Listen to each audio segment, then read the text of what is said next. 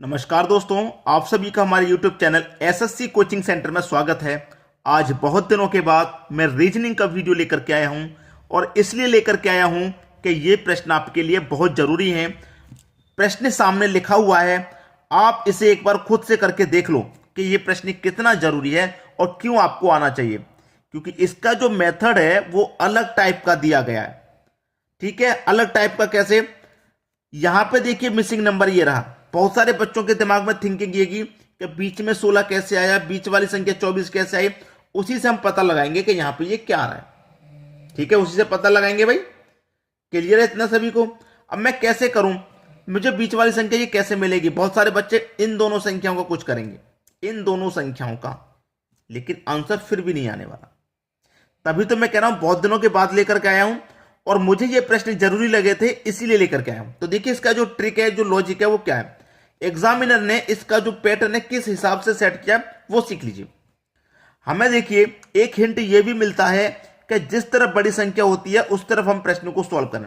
तो मैं ऐसे चलूंगा, बड़ी संख्या 72, ऐसे चलूंगा तो 96 और ऐसे चलूंगा तो 108। तो मैं ऐसे प्रश्न को सॉल्व करूं 72 की तरफ।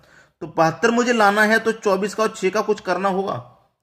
24 का 6 का, अगर मैं इस 24 का और इस 6 का गुना कर दूं तो कितना होता है? 6 चौके 24 का 4, कैरी का 2, 6 दूने का 12 है, 12 में कैरी का 2 जोड़ूंगा तो 14, 144 आ गया। चाहिए कितना? 72।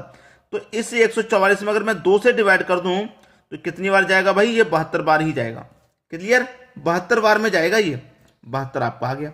वही लॉजिक मैं यहां लगाता हूं, 16 का और 12 का कर देता हूं गुना।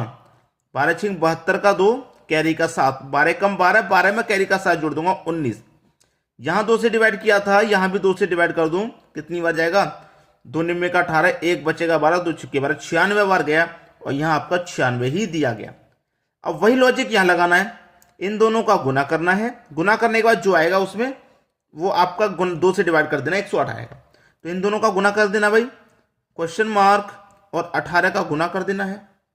गुना करने के बाद जो आएगा उसमें 2 से डिवाइड कर देना है तो हमें 108 प्राप्त हो जाएगा। यही कंडीशन है आपकी सेटिस्फाई। अब 18 से 108 को घटा दूं मैं 6 बार और 2 का गुना 6 से हो जाएगा तो कितना हो जाएगा? 12। तो क्वेश्चन मार्क की वैल्यू कितनी आ गई भैया? 12। इसका मतलब क्वेश्चन मार्क की जगह यहां क्या आने वाला है?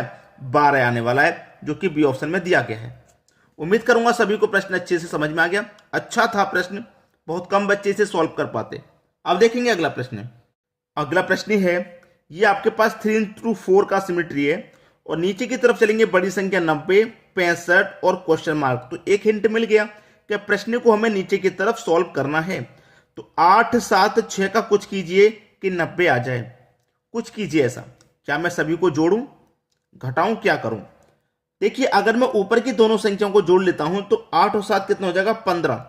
कितना हो गया? 15। ऊपर की दोनों संख्याओं को जोड़ा 15 और जो तीसरी संख्या नीचे की उससे गुना कर देता हूं। 15 छिक्के कितना होता है भाई? 90। तो 90 मुझे मिल गया। वही यहां पे करूं, ऊपर की दोनों संख्याओं को जोड़ लेता हूं तो 7 और 6 कितना हो जाएगा? 13 और तीसरी संख्या से यहां पे भी गुना कर देता हूं तो 13 पंजे कितना? 65। यहां पर भी मुझे 65 दे रखा है, 65 मिल गया। वही लॉजिक यहां लगा दीजिए, दोनों को जोड़ेंगे, 6 और 5 कितना? 11 और तीसरी संख्या से कर दो गुना तो ये कितना हो जाएगा भैया? 44। तो क्वेश्चन मार्क की जगह क्या आने वाला है? 44। पहला ऑप्शन बिल्कुल सही। समझ में आ गया सभी को? अब देखेंगे अगला प्रश्न। अगला प्रश्न है, इस प्रश्न में देखेंगे तो आप ऐसे चलेंगे, इधर 20, 15 क्वेश्चन मार्क। तो ऐसे चलूंगा तो मुझे बड़ी संख्या 20, 15 क्वेश्चन मार्क। तो मुझे प्रश्न में एक हिंट मिलेगा कि इधर प्रश्न को सॉल्व करना है। तो मुझे 20 लेके आना है, 4 और 8 से 20।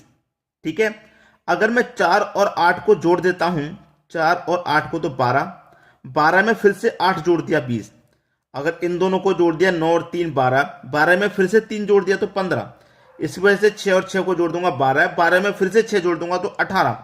18 ऑप्शन में दिया गया। प्रश्न को देखना मैं किस तरीके से प्रश्न को सॉल्व कर रहा हूं, ध्यान से देखना। दोनों को मैंने जोड़ा, मैंने क्या काम किया? दोनों को जोड़ा, 4 और 8 12, 12 में फिर से 8 को जोड़ दिया दूसरी संख्या को तो कितना मिला? 20। अब इनको जोड़ा, 9 और 3 15, 15 हो गया। अब 15 में फिर से दूसरी संख्या को जोड़ दिया 3 को तो कितना हो गया भाई? 9 और 3 12 होगा, सॉरी 12, 15 नहीं 12। 12 में दूसरी संख्या को फिर से जोड़ देंगे तो ये 15 हो जाएगा ये। ऐसे इनको जोड़ो, 6 और 6 12, 12 में फिर से दूसरी संख्या को जोड़ेंगे तो कितना हो जाएगा आपका? 18। यानी कि बी ऑप्शन आपका सही जवाब है। ये हो गया आपका पहला तरीका क्वेश्चन को सॉल्व करने का। अब इसको आप दूसरे तरीके से कैसे सोचेंगे, ये तो सोच लिया, दूसरे तरीके से कैसे सोचेंगे, दोनों का गुना करिए, 4 अट्ठे 32, 32 हो गया। 32 में से क्या करेंगे, दोनों को जोड़ के घटा दो, तो 8 और 4 दोनों को जोड़ूंगा 12, 12 घटा दूंगा तो इसका मतलब 20। दोनों का गुना करो, 9 त्रिका 27, फिर दोनों को जोड़ के घटा दो, 9 3 12, 12 को घटा दूंगा 15। दोनों का गुणा करो, 6 और 6 36, दोनों को जोड़ के घटा दो, इसका मतलब दोनों को जोड़ेंगे तो 12 ही घटाऊंगा यहाँ पे, तो 36 में से 12 घटाऊंगा तो 18 ही आ जाएगा। ठीक है, 36 में से अगर मैं 12 घटाऊंगा तो 18 नहीं, सॉरी 24 आ जाएगा, 24 आ जाएगा। ठीक है, अब देखिए मैंने दो तरीके से प्रश्न को सॉल्व किया, एक तरीके से 18 आ गया जो कि ऑप्शन में है, एक तरीके से 24 आ गया जो कि ऑप्शन में नहीं है। बच्चों ने दोनों तरफ से प्रश्न को सॉल्व किया होगा, ये वाला पैटर्न, ये वाला पैटर्न। देखिए एक प्रश्न के बहुत सारे पैटर्न बन सकते हैं रीजनिंग में, लेकिन सही वो पैटर्न है जिससे हमारा आंसर आ जाए। अब इसी प्रश्न को मैंने दो तरीके से करके दिखाया, भाई 36 में से 12 घटाऊंगा सीधा सीधा 24 ही आएगा, ये बात आप जानते हैं। ठीक है, 24 आएगा, लेकिन 24 ऑप्शन में नहीं है, जबकि यहां पे भी लॉजिक सही लगा, यहां पे भी लगा, वही लॉजिक मैंने यहां लगाया तो 24 आ रहा है, और यहां पे लॉजिक मेरा सही लग रहा है, आंसर ऑप्शन में दिया गया, 18 सही हो गया। लेकिन इस प्रश्न के दो लॉजिक थे तो मैंने आपको दोनों ही बता दिए। अगर 18 ऑप्शन में नहीं होता तो 24 ऑप्शन में होता। क्लियर है? अब देखेंगे अगला प्रश्न। अगला प्रश्न है 4 7 13 25 49 क्वेश्चन मार्क। देखिए प्रश्न में हो क्या रहा है, ध्यान से देखिएगा। 4 से 7 हो गया, 3 बढ़ गया, 7 से 13 हो गया, 6 बढ़ गया, और 6 से 25 हो गया, इसका मतलब 12 बढ़ गया, और 25 से 49 हो गया, इसका मतलब 24 बढ़ गया। बढ़ रहा है कि नहीं? अब यहां पर कितना हो जाएगा, अब आप देखेंगे बढ़ने वाली संख्या किस तरीके से बढ़ रही है। 3 का 2 गुना बढ़ा 6, 6 का 2 गुना 12, 12 का 2 गुना 24, तो 24 का 2 गुना बढ़ेगा 48, तो 49 में जोड़ दो 48, कितना हो जाएगा भैया 97। तो यहां क्या आ जाएगा, 97 आ जाएगा, डी ऑप्शन बिल्कुल सही। आसान हो गया प्रश्न। अब देखेंगे अगला सवाल। अगला प्रश्न है, आपके पास देखिए एक सर्कल दिया गया है, ये रहा मिसिंग नंबर, बिल्कुल ऐसा ही प्रश्न अभी अभी हम सॉल्व करके आए सर्कल वाला, लेकिन जरूरी नहीं है कि जो अभी तरीका लगा वही लगेगा, जरूरी तो नहीं है, कोई दूसरा तरीका भी हो सकता है। तो दूसरा तरीका इसमें क्या है, आमने सामने चेक कीजिए आप, आमने सामने 5 के सामने 10 है, 5 के सामने 10 है भाई, 5 के सामने क्या है 10, तो 5 का 2 गुना है। 7 के सामने क्या भैया, 7 के सामने 14 है, तो 7 का भी 2 गुना है। ठीक है, 9 के सामने क्वेश्चन मार्क है, तो यहां पे भी 9 का भी क्या हो जाएगा 2 गुना, भाई सभी का 2 गुना है, तो 9 का 2 गुना हो जाएगा 18, यानी कि बी ऑप्शन बिल्कुल सही आपका। अब देखेंगे अगला प्रश्न। अगला प्रश्न है 8 64 216 क्वेश्चन मार्क। अच्छा प्रश्न है, 8 का स्क्वायर 64, 216 तो किसी का स्क्वायर होता नहीं है, इसलिए स्क्वायर वाला तरीका तो नहीं लग सकता। कोई दूसरा तरीका देखिए ध्यान से लगा के, कि मेरे पास ये 8 है, ये क्या है 8, 8 क्या होता है भाई 2 का क्यूब, ये क्या है मेरे पास 64, 64 होता है 4 का क्यूब, ये है 216, 216 होता है 6 का क्यूब। अब 2 का क्यूब, 4 का, 6 का, 6 के बाद किसका आ जाएगा 8 का क्यूब, तो 8 का क्यूब कितना होता है, 8 का क्यूब होता है 512। इसका मतलब क्वेश्चन मार्क की जगह 512 आ जाएगा, जो कि बी ऑप्शन में हमको दिया गया। आसानी से क्लियर हुआ। अब देखेंगे अगला प्रश्न। अगला प्रश्न है, देखिए प्रश्न को आप देखेंगे, एक सर्कल है, सर्कल के अंदर 4 संख्याएं और सर्कल के बाहर भी संख्याएं हैं, सर्कल के बाहर भी संख्याएं हैं। इस प्रश्न का आंसर क्या आएगा, आप वीडियो को यहीं पर रोक दें और मुझे करके बताएं क्या आंसर आएगा। आपसे नहीं हो पा रहा कोई बात नहीं, मैं आपको बताता हूं क्या इसका आंसर है। देखिए आपके पास ये वाला पार्ट अलग है, ये वाला पार्ट अलग है, ठीक है, ये वाला पार्ट अलग, ये वाला पार्ट अलग, ये वाला अलग और ये वाला अलग। पहले इस वाले पार्ट की तरफ मैं चलता हूं, क्या है 7 और 3 64। क्या मैं 7 और 3 से 64 बना सकता हूं? अगर मैं 7 का और 3 का कर लूं अंतर, दोनों का अंतर कर लूं, तो 7 में से 3 घटाऊंगा 4 आ जाएगा, और 4 का अगर मैं क्यू कर दूं तो 64 होता है। ठीक है भाई, ये वाला पैटर्न मेरा सॉल्व हो गया।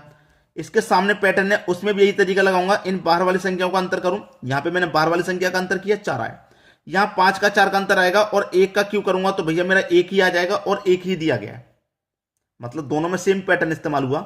वही यहां पे देखूंगा दोनों का अंतर बाहर वाली संख्या का, तो 11 है और 8 का अंतर 3 आ जाएगा, और 3 का क्यू कर दूंगा तो मेरा कितना आ जाएगा 27, और 27 ही दिया गया। तो तीनों जगह एक सेम पैटर्न मेरा इस्तेमाल हुआ, वही यहाँ पे देखूंगा 8 का और 2 का अंतर मेरा 6 आ जाएगा, और 6 का क्यू कर दूंगा मैं। 6 का क्यू, तो 6 का क्यू कितना होता है 216। 216 मेरा डी ऑप्शन में दिया गया है, इसका मतलब 216 मेरा बिल्कुल सही तरीका है। और जो मैंने आपको पैटर्न बताया सब में पैटर्न सेम लगा। कितने बच्चे ऐसे थे जो इसको नहीं कर पाते, कमेंट बॉक्स में जरूर बताइएगा। ठीक है दोस्तों, वीडियो देखने के लिए आपका बहुत बहुत धन्यवाद।